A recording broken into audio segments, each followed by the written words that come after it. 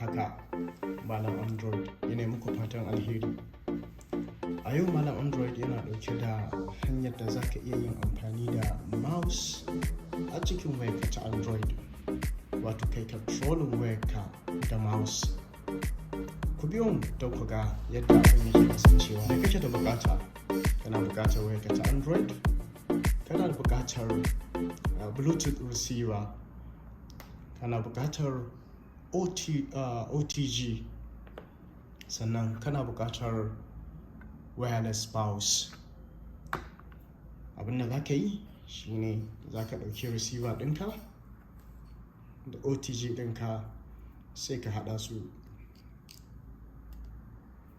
Idan ka haɗa su sai ka sa su a cikin wayarka ta Android.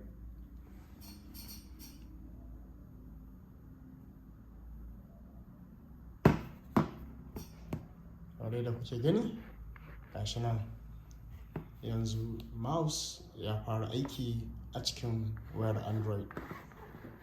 Da abin da kake so za ka iya yi, ka shiga gallery, kai typing, zai buɗe ma hotunanka. Ka zo ka danna back, za ka fito.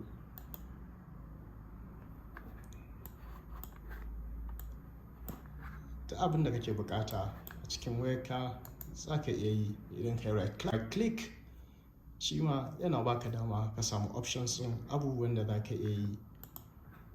So idan kai mutum ne wanda yake editing a cikin wayarsa, so wannan zai taimaka maka wajen aiwatar da ayyukanka cikin sauƙi ba tare da ka sha wahala ba. For example,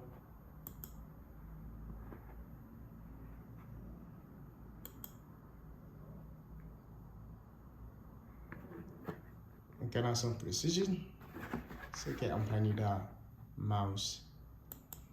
Wannan hanya ce mai sauƙi kuma da za ta taimaka maka wajen aiwatar da ayyuka cikin sauƙi ba tare da wata matsala ba. Idan kun yi enjoying wannan video ɗin, ku danna mana subscribe button kuma ku danna like button domin a nan gaba idan mun sa irin waɗannan programs ɗin ku dinga gani. Naku Malam Android a lafiya.